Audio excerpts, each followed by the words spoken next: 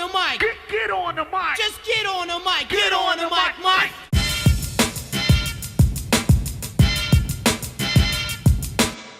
Hey everybody, what's going on? And welcome to Get on the Mic. That's where you put me in front of a microphone with a few notes and I talk about some of the stuff that's happened throughout the week in the world of entertainment, or honestly, whatever else I feel like talking about.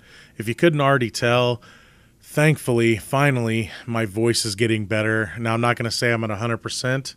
I'm still having to force my voice a little bit and still coughing a little bit, but thankfully it's not as bad. I'd say for this program, you're probably getting me at about 90 to 95%, so hooray me. Look, we got a lot to talk about today, so we better get started. Here are just a few of the things we're going to be talking about. First, Liam Neeson, could he be returning to the Star Wars franchise? Also, is Disney afraid of the movie Solo? We'll also be talking about Indiana Jones 5, Helen Mirren wanting to return to the Fast and Furious franchise, the possibility of a Duke Nukem movie, the Justice League Blu-ray, and finally, what the heck is DC doing with their movies?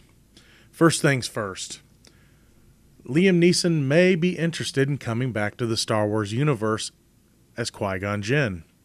When talking to Yahoo Movies UK, he was asked about the possibility of returning in some form as the Jedi Master, and he had this to say about it. This is the first time I'm hearing of this. No one's been in touch with me. I know in the Star Wars world anything is possible. In the first one, The Phantom Menace, I died, but we know, you know, Jedis come back and stuff, but no one's been in touch. We'll see. Look, I know that's pretty, uninformative, but he could be playing coy.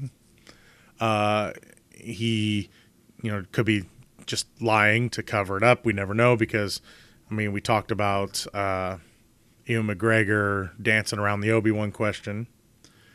But here's what I have to say about this. Should this happen, look, if there is an Obi-Wan Kenobi movie, you are 1,000% right it should. If you're having an Obi-Wan movie, he needs some form of guide. The only guide he would have would be a ghost of Qui-Gon Jinn. What's interesting about this is that it was supposed to happen in Episode 3. Every Star Wars fan knows this. They know that we always wondered, especially at the end of that movie, why by the end of Episode 3, why it had not happened yet. Heck, some of us expected it in 2. But there was a scene in Episode 3 where Qui-Gon Jinn speaks to Yoda from beyond the grave, but it was cut. And yes, they mentioned him at the end of the movie when Yoda said to Obi-Wan that a Jedi has returned from the netherworld of the Force. And of course, we knew who he was talking about. I always found that interesting that it was Qui-Gon Jinn that discovered the whole Force Ghost thing. I liked that because though I liked his character from Episode 1, let's be honest, he didn't get to do a whole lot. He had one of the coolest lightsaber fights in history in the three-way fight with Obi-Wan and Darth Maul. But we didn't get to really see him train Obi-Wan any. We didn't get to see, yes, there was the Star Wars now Star Wars Legends that, don't count anymore. I'm sure there was stuff out there, but really we didn't get much from him. And so it'd be nice to get more from him, have him all throughout the movie guiding Obi-Wan Kenobi while he's, guarding Luke Skywalker, maybe do some flashbacks. I'm not sure how the aging process would go or de-aging process would go. But yeah, if you have an Obi-Wan movie, 1,000%, you should have the ghost of Qui-Gon. And here's the cool thing. Neeson has returned before. He returned to voice the character for a few episodes of the Clone Wars TV show. And they kind of cover the whole thing where Yoda figures out that Qui-Gon learned how to do this reach beyond the grave stuff. But that's just it. There was always something missing with that part not being in the prequels. Yes, the prequels were,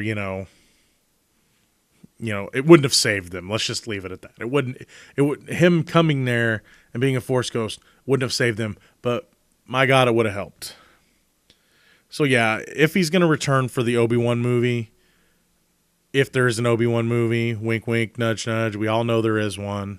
And if there's not, that's the one opportunity, that's the one past story we want, right? We don't want the Boba Fett movie. I'm curious about the Han movie. We're getting it whether we want it or not. Everyone wants the Obi-Wan movie because we would all like to see a little more Ewan McGregor's Obi-Wan Kenobi.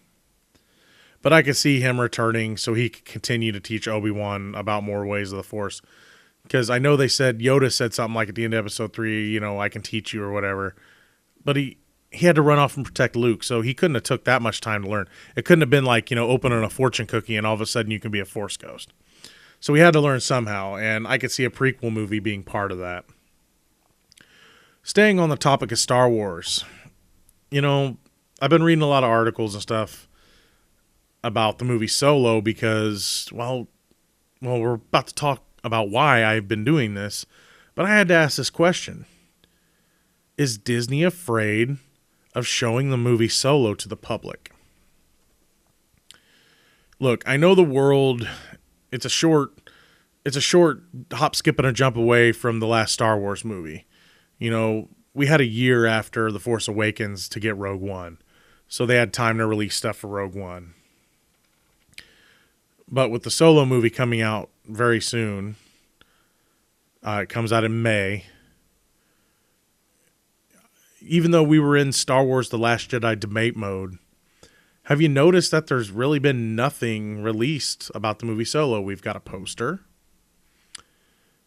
We had a cast photo, but they weren't in costume. And before all the problems they started having, that was about it. Look, the movie comes out, as of right now, May 25th. You never know. They may push it back. I don't think they will. I think they've hopefully righted the ship, but that's about 4 months. Ish. We've gotten no trailer, as of the taping of this program anyway, because Lord knows they'd probably release a trailer after I upload this. No trailer, no official photos, unless you count that set photo. Or if you count the photos from director Ron Howard, which really haven't been much. We know a few things about the movie, but not much. Here's what we know. John Williams is doing the main theme of the movie, and John Powell is creating the score. We've talked about that before on this program. We know that Han, Chewie, and Lando are in it. We know that Emilia Clarke, Paul Bettany, Woody Harrelson, and a few other well-known actors are involved. Oh, and of course, since this is a Ron Howard joint, Clint Howard's in it somehow, some way, shape, or form. Of course he is. We know that Lord and Miller were fired, so who knows how bad the original cut of the movie was. I don't know if we talked about this before, but I've heard rumors that the footage was almost like Ace Ventura, Pet Detective, which, look, I know Han Solo can be silly at times, but I don't want him talking to Chewie out of his butt. I'm sure it wasn't that bad, but I think what they meant was like the Jim Carrey mannerisms. He was probably kind of overreacting and overacting and overmoving, and that would be my guess is what the rumors were pertaining to. Then again, you never know. I mean, I know Han is talked out of his butt to get out of a situation, but not literally. Oh, and of course, they've released the official synopsis, and here it is. I'll read the entire thing. Board the Millennium Falcon and journey to a galaxy far, far away in Solo, a Star Wars story. An all-new adventure with the most beloved scoundrel in the galaxy through a series of daring escapades deep within a dark and dangerous criminal underworld. Han Solo meets his mighty future co-pilot Chewbacca and encounters the notorious gambler Lando Calrissian in a journey that will set the course of one of the Star Wars saga's most unlikely heroes. That's about as generic as you can get. Yeah, he meets up with these guys. Yeah, we know. He deals with criminal underground. Yeah, we know. I can also probably bet that Boba Fett and Jabba the Hutt and a few others will probably show up in this movie. That's all we know, though. The generic stuff. Even the poster's generic. It's a mock-up of the Star Wars logo, but it says Solo instead. Nothing real spectacular. Why won't they show us anything? I can think of two reasons why. A, they could be hiding something so terrible that they are just going to release and market it as least amount as possible. Just get it out there. Take the kick to the grapefruits and move on. Probably announce that Obi-Wan movie afterwards, if it fails. Or they could be hiding something amazing. I'm going to bet on the former, or at least a middle ground, an okay movie. My expectations for Solo are so low. I did not mean to do that, but, I'll take them where I can get them, I guess. My expectations are down. Way down.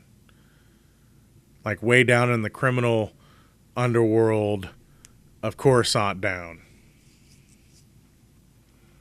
I'm not expecting much from it. So hopefully it'll deliver something special.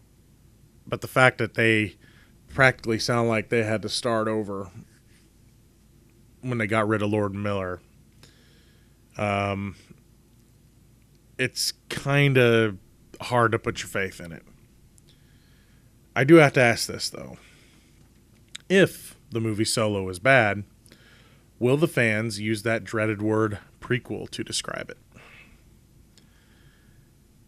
Moving on to, technically Harrison Ford territory. Indiana Jones 5 is reportedly Steven Spielberg's next project. Now, keep in mind, this is a rumor, but it's an interesting one. It says, after Spielberg finishes up post-production for Ready Player One, he is set to tackle the fifth Indiana Jones movie. I don't know where they're going to go with it. They have the jump so far forward for Crystal Skull that, were they in the 50s? You can only go up so far. I don't know. I think you might lose some of the flavor of Indiana Jones if you go up too far. Talk about that in a bit. Some of the past rumors about a sequel / whatever, they're planning on making it. There's rumors that Chris Pratt was going to take over for Harrison Ford, who Harrison Ford may became kind of the movie's narrator or, kind of storyteller to save him from some of the more physical parts of the role. I thought that, it sounded a lot, similar to the Young Indiana Jones Adventures or Chronicles or whatever that show was called, where the old man, Indiana Jones, was telling stories from his big-time childhood or like when he's really young or whenever he was like teenage or early 20s or whatever it was. I can't remember how old he was. And then they had that episode where it was Harrison Ford. But Disney kind of confirmed that was just a rumor. I think we kind of know what's not going to happen in the future. And even the end of Crystal Skull kind of debunked this already, even though some people think, well, it's just not now. Well, I am pretty sure that Mutt Williams, who was Indy's son, played by Shia LaBeouf, will not be coming back. Because it would suck to push him out of the role and push Shia LaBeouf into the role. And 2, because Shia LaBeouf has his own problems. I don't think they'd trust him with a franchise. But the ending of Crystal Skull, Mutt was going to pick up the hat and put it on, and Harrison Ford grabbed and said, not yet. And then, But yeah, not much else is known about the possible sequel. I kind of like the idea of Harrison Ford being the narrator. I'm not going to say I would totally endorse Chris Pratt because, he seems to be literally, or technically, figuratively, in everything. It's like, oh, who are you going to give it? Let's get Chris Pratt. What about this movie? Get Chris Pratt. I think he would have fit the role, but I think they could have found someone else, you know. And so I don't butcher his name, I'll just say, well, they could have got the dude from Solo, you know. He's already playing Harrison Ford, which I could see them doing that if they were going to go this route. But it sounds like that they're going to go ahead with, well, it's still going to be Indiana Jones. But I mentioned this earlier, would moving forward in time hurt the franchise? I mean, how far in the future can you go? Would it be the 60s this time? Would you stay in the 50s? Even the 50s, though it worked, it still felt kind of off. You know, the 30s is where Indiana Jones is to me. You know what I mean? And while I accepted the 50s, it'd be the more and more you go forward in time, you know, the more it kind of, I don't know, Indiana Jones kind of starts to lose its flavor after a while. The next story we're going to talk about is Helen Mirren wanting to return to the Fast and Furious franchise. In an interview, she confirmed that she would return for Fast 9 if they called her. She played the mother of Luke Evans and Jason Statham's characters, for those of you that don't watch those movies or just couldn't remember. And she was great in that movie. She was great in Fast 8. I mean, of course, Statham and The Rock and the little bit Luke Evans was in it and her were by far the best part of those movies, or of that movie. Especially the scene on the plane where Statham's fighting while holding the baby. Good stuff. She had this to say to Yahoo about the possibility of returning. She says, "I hope so. I'm sort of quietly maneuvering, but I love it. It would be brilliant. I love that character." When asked if she wanted to drive this time around, she said this: "Definitely, absolutely, essential, instead of being stuck in the back seat this time." I am very behind this idea. For those of you that haven't seen the two movies entitled Red, Retired Extremely Dangerous with Bruce Willis, John Malkovich, Helen Mirren, it's because of those movies that I kind of have a thing for Helen Mirren. She pulls off the tough female role so convincingly and effortlessly that it's not even funny. And she just has this, like, she just oozes charm. And anytime she gets to play that kind of role, yeah, like I said, I have a thing for her. And it's because of the Red movies. And then she was that way and kind of that way in Fast and Furious. Now, in the Red movie, she handled guns and things like that. And it was fantastic. I'd like to see the Fast franchise doing that with her too. Just let her go crazy. But the Fast franchise needs to do something. I thought the last movie was entertaining enough. It was fine, but like I said, the best part of the movie wasn't the main characters. The whole family aspect thing has gotten pretty old. The whole thing with Dom has gotten pretty old. You know, well, of course, what do you do when you've ran out of stories? You turn the good guys bad, right? Whoopity-doo. Like I said, the movies are fine. But when the main characters aren't the best part anymore, it just kind of gets old. Also, they kind of written themselves into a corner with the whole Brian not being able to be there thing.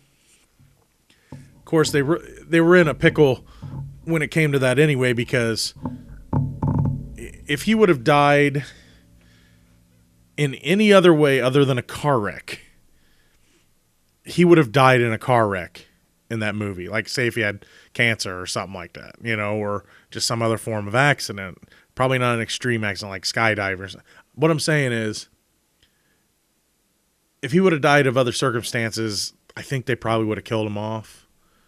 Like in a car wreck or something, saving someone, you know. But the fact that he died in a car wreck, you're not going to do that in the movie also. So he's in the universe, right? Well, they try to make the excuse, that he's still there, right? That, well, we're just not going to call him. We can't get him involved. And I made this argument in my review of Fast 8.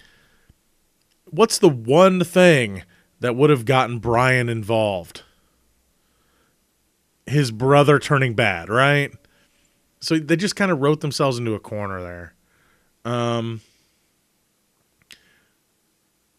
So there really wasn't much they can do. And then, of course, don't get me started on them winking at the camera, naming the baby, after him, too. They kind of breaking the fourth wall a little bit there. Maybe not breaking it, but definitely, running their shoulder into it over and over again by kind of saying, I can't remember if did they call the baby Brian or Paul?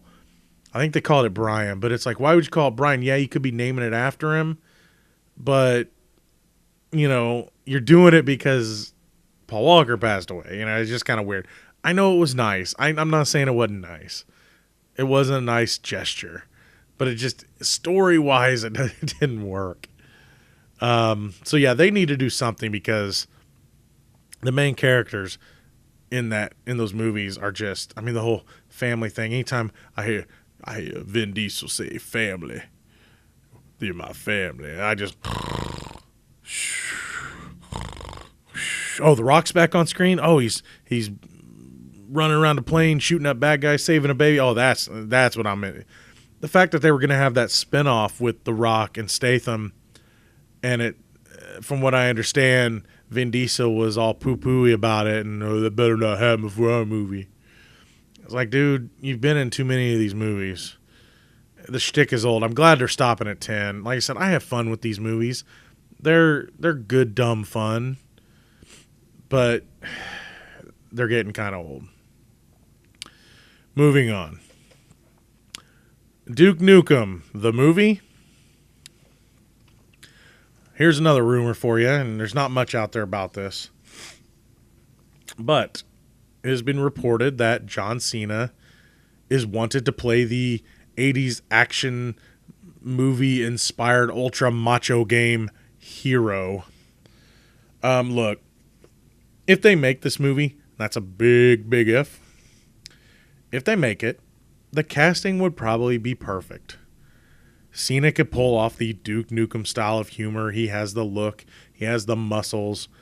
He can be snarky. He could drop the one-liners. He can look good with guns. If they should make this movie, if they should is the key phrase. Look, and I've talked about this in my review of Den of Thieves. While I'm sure it probably has its audience, the manly man is probably not the best choice of antagonist right now for two reasons. For the time that we're in, and also for John Cena's career. Duke Nukem is about as misogynistic of a leading man as you can get. Look, I played the games. Some of them anyway. I'm not a big gamer anymore, but I played some of the games, and I had my laugh, and I was young. But look, his character just, I don't know. It didn't grow on me. You know what I mean? It was fine for the time, but I grew out of it. I'm not saying I don't. I like more complex and interesting characters, right? And look, the character of Duke Nukem, if it's taken the wrong way by the audiences, it could hurt Cena in the long run. Cena, he's taken some roles in R-rated movies and stuff, but he wasn't the leading man in a lot of them. He did. I don't remember if the Marine was PG-13 or R. He did some side things where he's a side character or whatever. But if he takes a leading man role, and a role that's like Duke Nukem, it could hurt him publicly, I think. It might work. I mean, think about this, all right? But see, he does all the stuff like the Make-A-Wish and things like that. But that's what I'm saying is I'm not going to say he won't be able to get movie roles and stuff, but he has this public image of being the good guy. And though this would just be a role, I mean, we all know that some people have trouble separating the actor from the character. But here's the thing. With that being said, Duke Nukem is a parody of an outdated type of movie character. He's known for spouting lines from movies and other pop culture references. He's a parody. Now here, that's just it though. Yeah, he's a parody, but it's hard to know how to phrase this. Yeah, you could see it. You could see it as a parody, and that the character's not going to learn anything because, of course, you're not going to want to for fans of Duke Nukem. You're not going to want a Duke Nukem movie where he learns his lesson, right? So it just had to be a parody. But the argument you got to give is, does Duke Nukem still have an audience? I'd argue yes, but that audience size has to be dwindling. I was going to make a joke about this movie taking 15 years to make in reference to the game Duke Nukem Forever's legendary development hell. But the joke is actually a reality. Get this. I'm doing research for today's program. I found that a Duke Nukem movie has been in development off and on since the late 90s. Why does that not come as a surprise? Do I think this movie's going to get made? Probably. Is it a good idea? Probably not. But you never know. It may be a while until we see it. Next thing I want to talk about, the Justice League Blu-ray details have come out. And I'm not going to go through everything. I'm just going to go through the stuff that interested me, which was honestly like one thing. The details have been released about what's going to be included in the Justice League home release. Of course, there's a ton of making of stuff and other behind-the-scenes stuff. There were some things on costumes and characters and things like that. But the thing, of course, that people were wanting to hear wasn't there. The only mention of the phrase additional scenes is in a segment entitled The Return of Superman. Sorry, there'll be no Zack Snyder cut or whatever the original cut of the movie that may or may not exist was supposed to be called. It's not happening, at least now, in this first release of the movie.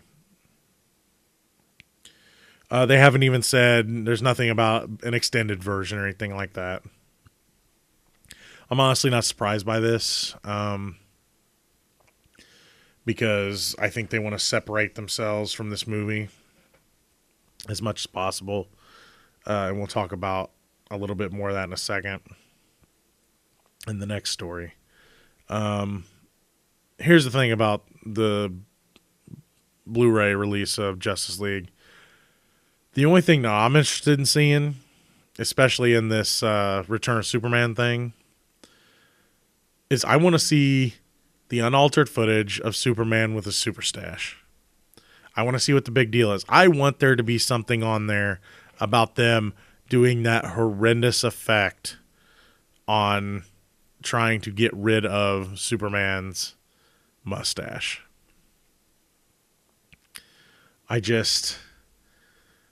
That thing, the effects on that were rushed.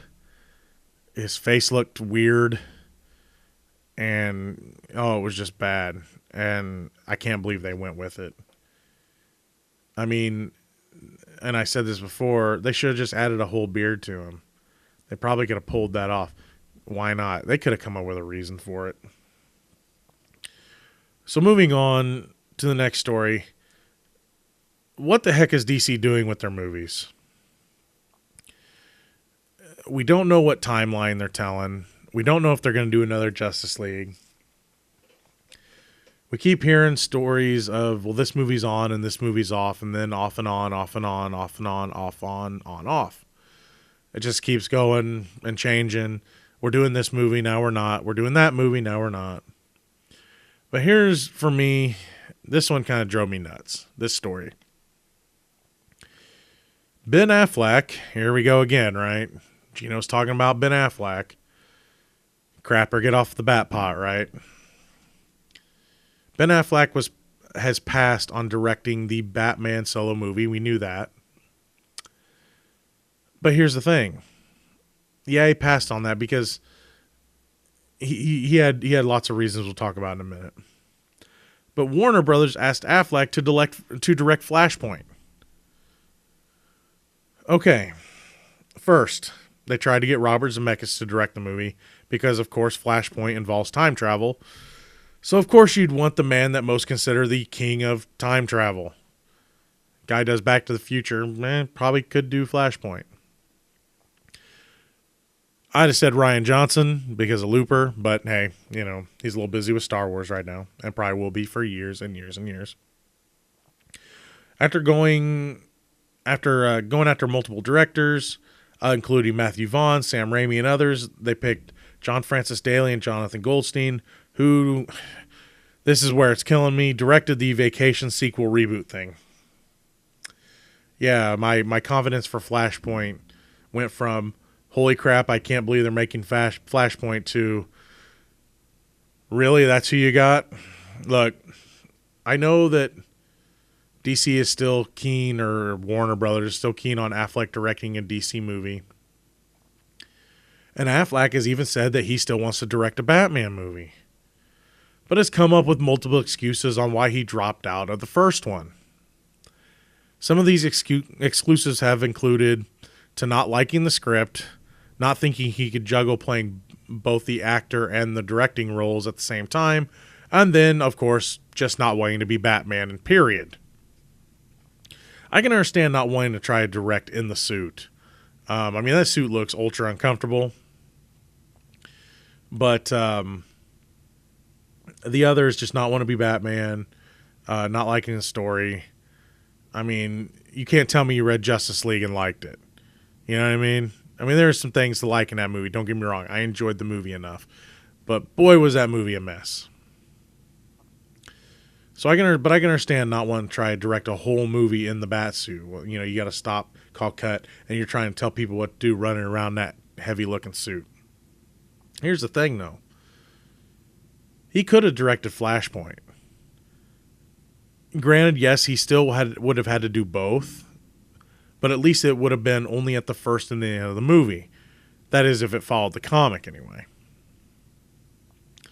Those of you that haven't seen the Flashpoint cartoon that DC put out, look, if you want good DC content, good DC movies, they're not all great, but by God, watch the cartoons, especially Flashpoint. Flashpoint was one of the best animated cartoons I've ever seen for superheroes, period. I put it up there with the, Batman Beyond Return of the Joker and Sub-Zero and Mask of the Phantasm. It was that good. So I think that would have been a good fit for him. Yeah, he would have had to direct a little bit in the suit, but most of the time he'd be directing a different movie. He wouldn't have to be in the suit because he wouldn't be in the movie, except at the beginning and at the end. He could have had a co-director or whatever you want to call it, like a second director or whatever, kind of like Andy Serkis did with the Hobbit movies, where he was like the second group director or whatever they called him. So he could have done the parts where Affleck had to be in the suit, and then Affleck would take over when it was the other stuff. But look, he would have been able to direct a Batman movie like he wants to do, albeit it would be a Jeffrey D. Morgan Batman. Make it happen, Warner Brothers. It better happen. And also, he would still keep his role as Batman for later movies. So he'd scratch that itch, and he'd still be around. But look, this whole thing with DC, and seeing Flashpoint's one of my favorites, and that's why it's kind of the straw that broke this camel's back. The uncertainty from Warner Brothers gives me no confidence in their ability to make these movies anymore. Look, there's a few things to like in Batman v Superman, namely Batman, except the whole Martha thing. I'm not going to get started on that. There's things to like in Justice League. Wonder Woman's great, except the fight at the end was kind of generic, but the movie itself, especially the scene where she charges the battlefield, amazing. You know, Suicide Squad had its moments. You know, some good casting here and there. But the fact that they don't know what they're doing, or they keep changing their minds, or whatever you want to say, it gives me no confidence that they are going to make meaningful and good movies. What I think they need to do is, look, I know they don't want to do another Justice League movie, or they're talking about not doing one. They have to. You have to finish the Darkseid storyline. You mentioned Darkseid. If you weren't going to do it, take it out of the movie. Steppenwolf mentioned Darkseid. You got to do it sometime. But after you do that, separate them. Let Gotham be Gotham. And even though in this universe it's across water, let Gotham be Gotham. Let Metropolis be Metropolis. Star City, you get the idea. Let everything be themselves. Don't do another Justice League movie after finishing the Darkseid thing. But just cut out the big movies. Do the smaller stuff. Do team-ups. Don't try to force what Marvel has already done well. You've made some mistakes. Just slow down. Finish up one more big story, and then do team-ups and stuff. People will be cool with that. I'd love to see like a Batman Wonder Woman movie, or I'd say a Batman Superman movie, but we kind of already got that. Don't want to see that again. Just think of some cool team-ups, man. Of course, we got Green Lantern and stuff supposed to be happening and everything else. They need to do the Darkseid thing just so you can do the Green Lantern story, so you need to do one big thing, let it happen, and then cut your losses and just give us good movies. Stop trying to put everything together like Marvel did, but of course you're putting it together. Okay, it goes like this. I look at it this way. Marvel dumped all the pieces to the puzzle out on the table. They took their time. They found the edges. They found similar colors. They took their time, put the pieces together, and are slowly weaving it in to two more big movies. Now we're getting the two Infinity movies, or what, we don't know what the second one's called. They took their time. Then after they build this puzzle, they're going to start building smaller puzzles, doing team-ups, things like that. The way I look at DC's way of approaching their little shared universe, well, they dumped all the pieces on the table. After dumping one piece on the table, that'd be Superman. I guess you could actually go back and say they dumped a piece on the table that didn't fit. We'll call that Green Lantern. They threw it on the floor, stomped on it, tore it to pieces with their heels. Then they put another piece on the table. That'd be Man of Steel. Then they dumped all the pieces out, grabbed a hammer, just tried to hammer them together. Oh, it'll fit if we hit it hard enough. And now they've got a few pieces together that actually worked. And they just took them apart because, they thought they could put them together better. I don't know. I don't know what they're doing. And I really have no confidence in them, but they need to figure it out, and they need to figure it out fast. And now it's time for quick hits. I had a lot of these today. Some of these were going to be big stories, and I couldn't make big stories out of them. So I just made them quick hits. So I got a bunch of them today. First one, not to sound mean to fans of Friends, but I'm so happy that the Friends movie trailer was just a hoax. Only because now I don't have to watch 10 seasons of the show. I don't have time for the shows I want to watch. I am truly sorry for fans of Friends. I know they saw that trailer and lost their minds, but me, I don't have to watch the season because I barely watched that show when it was on. I can tell you the characters are. It's about it. Have you seen the trailer for Jennifer Lawrence's new movie, Red Sparrow? How pissed off do you think Scarlett Johansson is that even though it's rumored that they are finally going to make that Black Widow movie, that it's already been made without her? Of course, I'd argue that the movie is already made in 2010 with Angelina Jolie and Salt. I read an article that said the new Tomb Raider movie will make you forget about Angelina Jolie's Lara Croft. All I have to say is that after seeing two trailers for the new Tomb Raider movie, it makes me want to forget about Alicia Vikander, and that makes me sad. Apparently, Norm of the North 2 has begun production, proving that the movie gods are cruel. Paddington 2 has set Rotten Tomatoes record as being the best reviewed movie ever. If I was one of the quote-unquote elites, I'd probably agree with him. It's fun for the kiddos, fun for the adults. Go see it already. It's fun. Lastly, I saw the new trailer for Super Troopers 2. It comes out on 4/2018, and yes, the joke is there on purpose. My question is, if you see it preview night, which would be 4/19/18, will it have the same effect on you? Either way, I want to see that movie right meow. That's going to do it all for the show. A few quick notes here. Me and Bill Heisner Fields are doing a new bi-weekly podcast on a channel called Geek Be Cubed. It's called the GB3 Podcast. If you want to hear that podcast, we're bringing it out every other week on the Geek Be Cubed YouTube channel.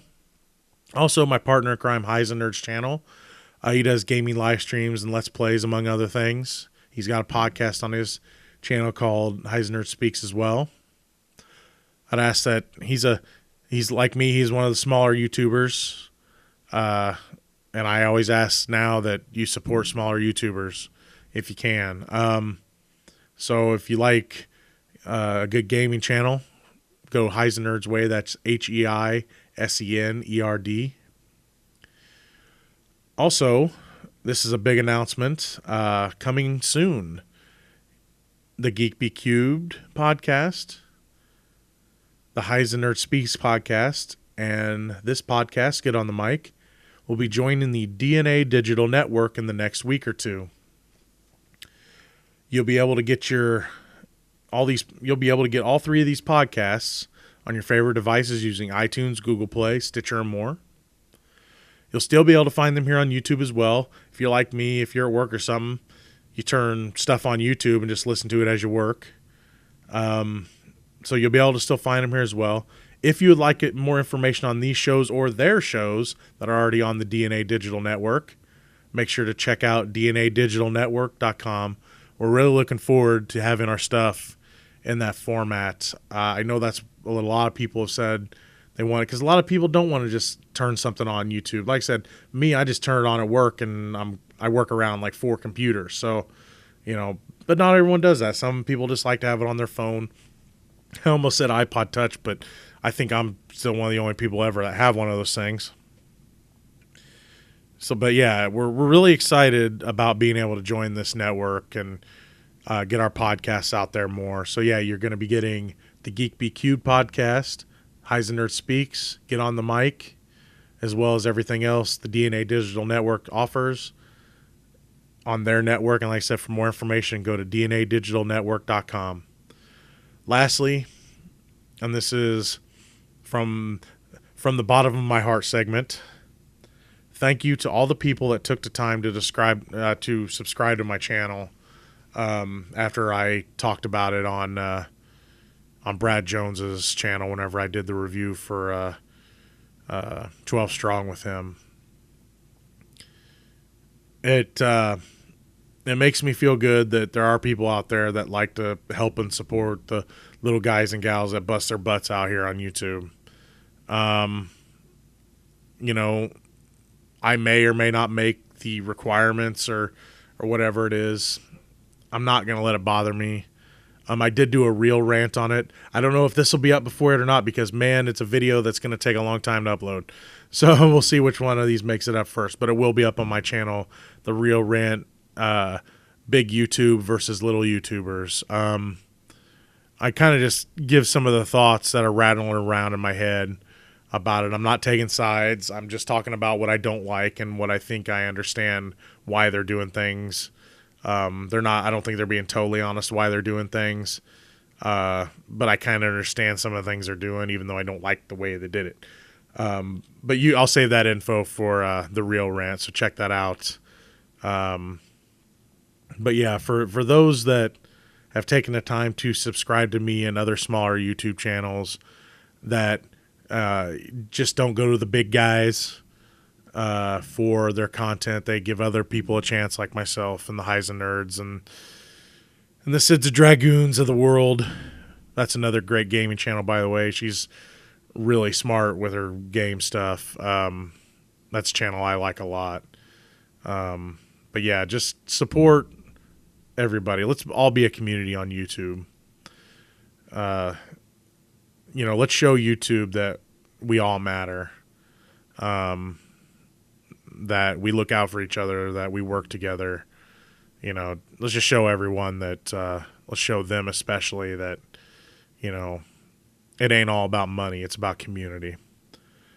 This is a hobby for me, as I've mentioned before. And, I don't have the dreams of being the quote unquote big YouTuber, but for as long as I've worked and as hard as I worked, the recognition's kind of nice. The money would be nice too, but if I don't ever draw a dime from this, I'm going to be okay with it. But there are people out there that grew up watching YouTube thinking I could do this someday.